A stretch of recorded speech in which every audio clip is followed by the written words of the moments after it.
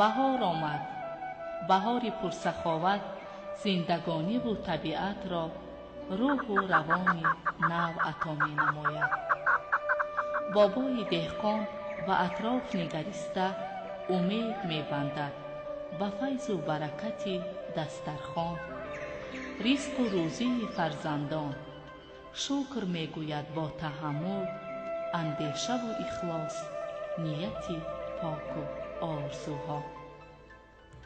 بهار هر سال می آید، ولی طبیعتش این است که ما انسانها را هرگز ترک نمی گوید و از خود در همه جا نقشه و نشانی می گذارد.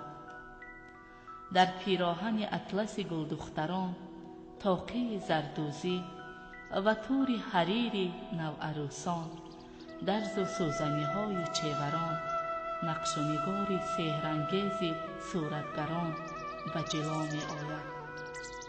ای آدمان، بهار فرا آمده است.